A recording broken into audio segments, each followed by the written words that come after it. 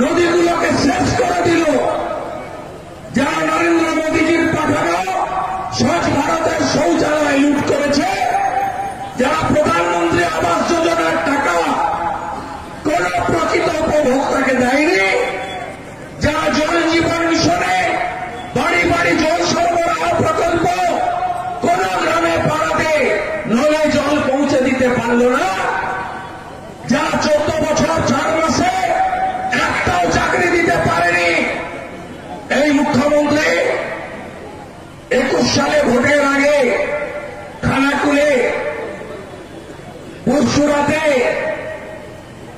মায়াপুরে, আরামবাগে কত সভা করেছেন।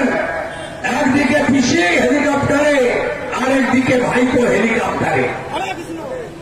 কি বলেছিল? ডবল ডবল চাকরি দেব, আর এখন তো ডবল ডবল চাকরি যাচ্ছে। 26,000 গেছে, 32,000 চলছে। কি ভাষা মুখে বলছে পরিযায়ী শ্রমিক ফিরে এসো, 5,000 করে টাকা দেব।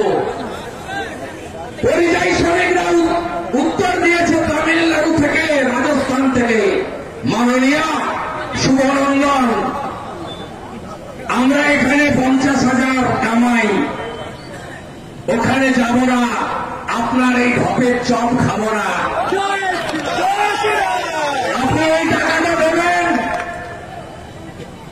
এপ্রিল মাস পর্যন্ত ভোট শেষ, মমতা ব্যানার্জিও শেষ, ভোট একটা। তোমার দেখা নাই রে, তোমার দেখা নাই। প্রতি বছর জল ভাসাবে আর ডিবিসির নামে নিম্ন বন্ধ করবে।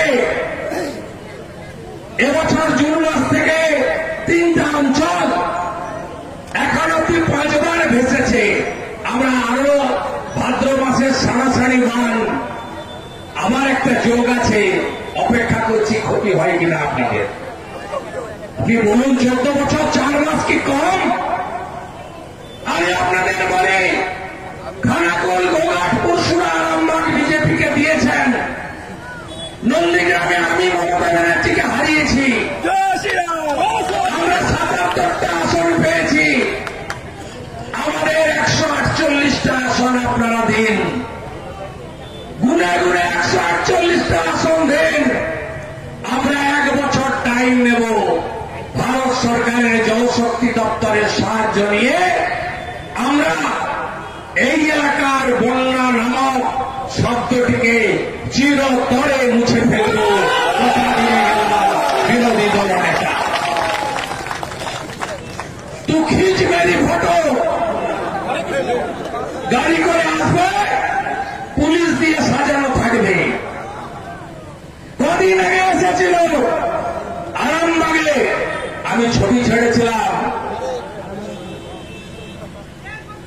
মমতা ব্যানার্জি ছবি তুলছে, তো খিচ মেরি ফটো, খিচুড়ি দিচ্ছে, পাশে একটা লোক তরকারি বাড়িয়ে দিচ্ছে, তার নাম কি? সাধু খান, হুদা খান। হুদাকে হুদাই চত্বরের অন্যতম বড় বালি মাফিয়া। একটা ঘাটে টেন্ডার হলে 50টা ঘাট থেকে বালি তুলছে, প্রকৃতি মাকে ধ্বংস করে দিচ্ছে।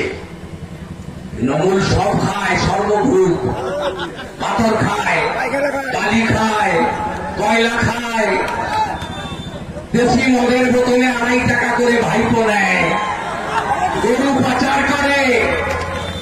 তৃণমূল এমন জিনিস নেই খায় না। আপনি বলুন তো, স্বাধীনতার পরে 3টে রাজ্যে শিক্ষক নিয়োগের দুর্নীতিতে চাকরি গেছে।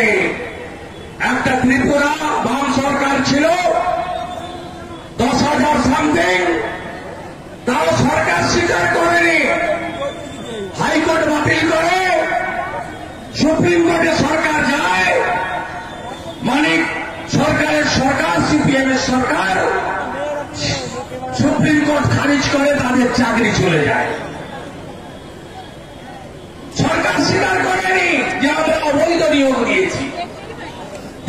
হরিয়ানা 3000 প্রাইমারি চাকরি চুরির ঘটনা ধরা পড়ে সরকার স্বীকার করেনি। সুপ্রিম কোর্ট সিবিআই তদন্ত দেয়। ওম প্রকাশ চৌতালা প্রায় 10 বছর জেল খাটে হরিয়ানার মুখ্যমন্ত্রী, প্রাক্তন মুখ্যমন্ত্রী। আপনারা দেখেছেন এই প্রথম নির্বাচিত সরকার অভিযোগ করার তো আর দরকার নেই। 1806 জনের তালিকা সুপ্রিম কোর্টের নির্দেশে বাধ্য হল প্রকাশ করতে, বলল এরা অবৈধভাবে শিক্ষক নিয়োগ আমরা করেছি। চুরি করল কে? মমতা ব্যানার্জি। চুরি স্বীকার করল কে? মমতা ব্যানার্জি। তৃণমূলের লোকেরা বলে ভুল হয়েছে, স্বীকার করেছি, ঠেলায় না পড়লে বিড়াল গাছে উঠে না। মমতা স্বীকার করেনি, সুপ্রিম কোর্ট বাধ্য করিয়েছে। আমি বলি এটা অসম্পূর্ণ তালিকা, আমি তালিকা প্রকাশ করে দেব। 1958 জন টেন্টেড টিচার, অসম্পূর্ণ তালিকা। খুঁটিয়ে দেখলে দেখা যাবে মুখ্যমন্ত্রীর ভাইজির নামটা বাদ গেছে, বীরভূমের কীর্ণাহার। প্রত্যেক দিনই দুর্গন্ধ বেরোচ্ছে, আজকেও বেরিয়েছে। ঘাটালের কাউন্সিলর সুজিত মাজার মেয়ে, প্রত্যেক দিনই দুর্গন্ধ বেরোচ্ছে। চুরি স্বীকার করার পরে আপনাদের তো আর অভিযোগ করতে হবে না, চোর ধরে জেল ভরো। এখন তো একটাই আমার চোর, তুলন চাকরি চোর, গদি চোর, চাকরি চোর, চাকরি চোর, চাকরি চোর, চাকরি চোর, চাকরি চোর, চাকরি চোর, চাকরি চোর, চাকরি চোর, চাকরি চুরি করলো কে? চাকরি চুরি করলো কে? চাকরি চুরি করলো কে? চাকরি চুরি করলো কে? চুরি করে ধরা পড়লো কে? তাই আপনাদেরকে যেমন বর্ষাকালে সাপ বেরোচ্ছে না, কার্বলিক অ্যাসিড দিতে হচ্ছে। 6 মাস পরে নির্বাচন, খানাকুল তো ধরে রাখতে হবে। হাফলাক লিড চাই, হাফলাক চাই, দুশোরা চাই হাফলাকে। গোঘাটারণ্য ধরে রেখে তারকেশ্বর, হরিপাল, চন্দ্রকোনাও নিতে হবে। আপনারা দেবেন সাথে সাথ, আমি শ্রমিক ভরসারা মেলাবো, আমরা মেলাবো অঙ্ক 148+।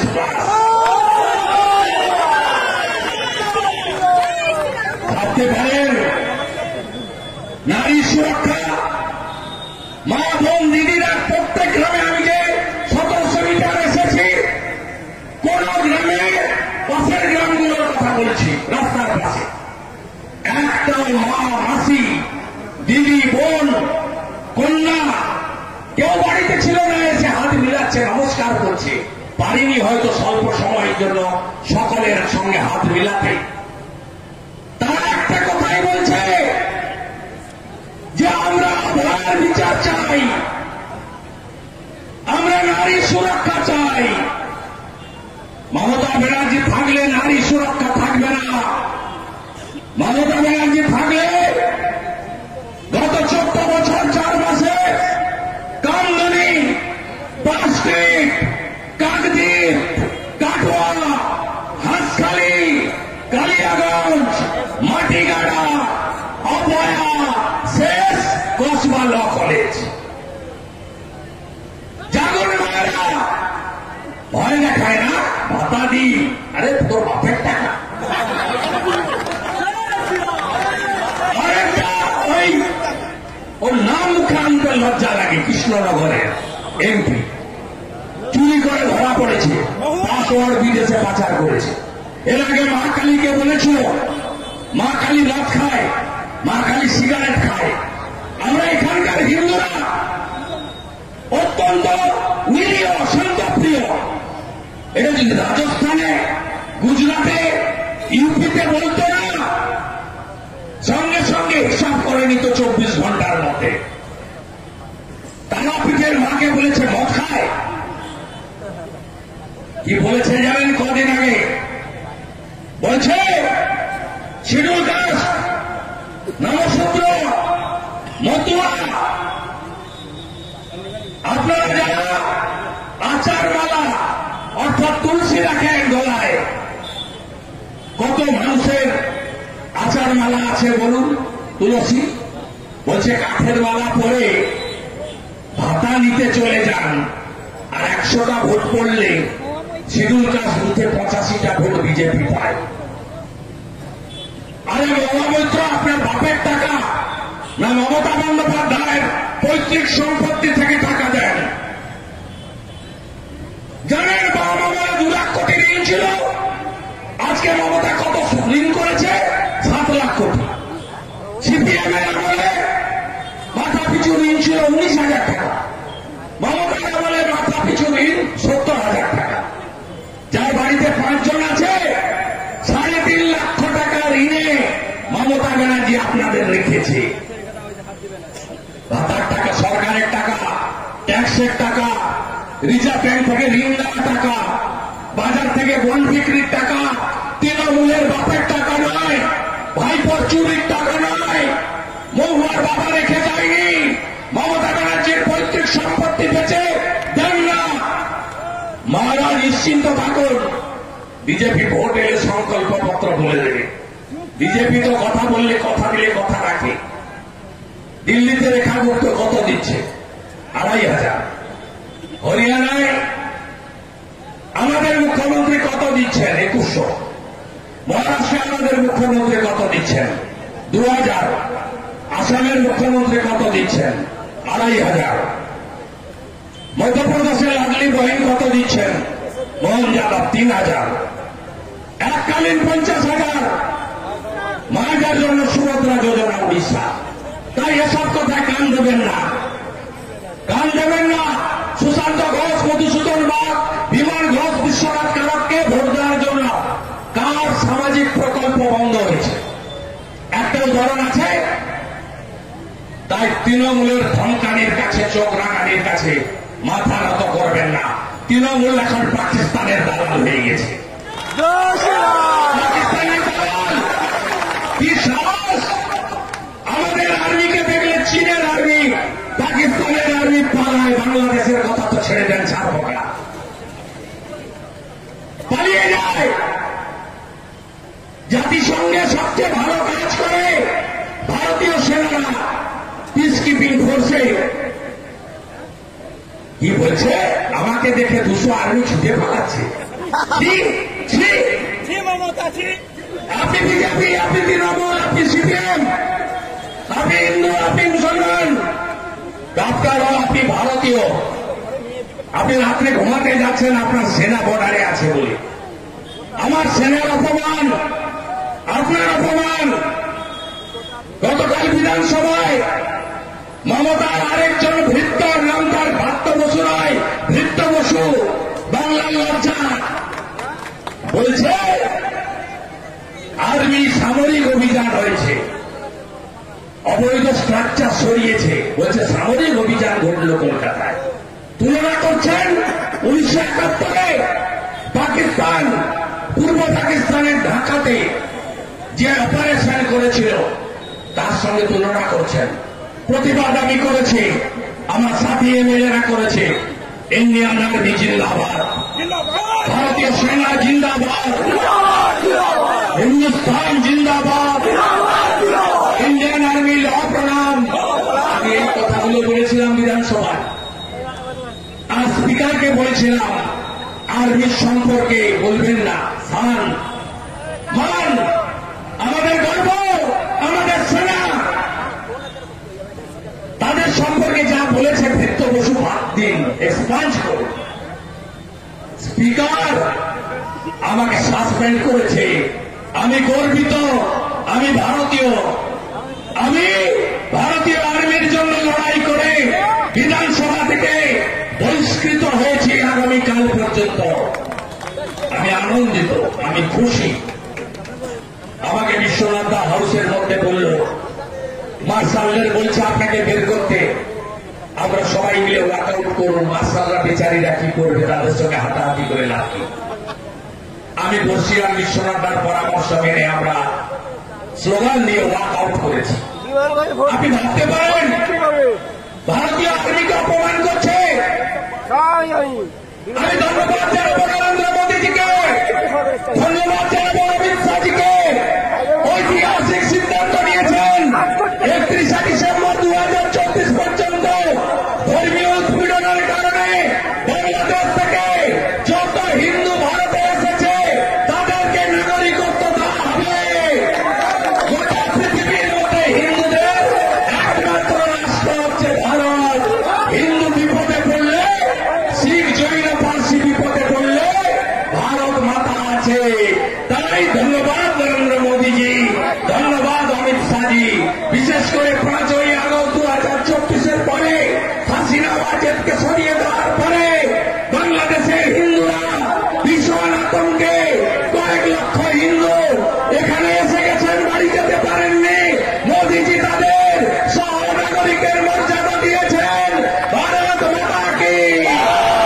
হিন্দু যদি বাঁচতে চাও, হিন্দু যদি বাঁচতে চাও, আমি একটা সার্কুলার এসছে ডিটেনশন ক্যাম্প।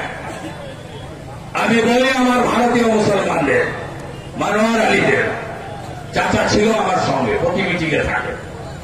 কোন ভারতীয় মুসলমানের চিন্তা নেই, একটাও ভারতীয় মুসলমান সে যে দল করুন।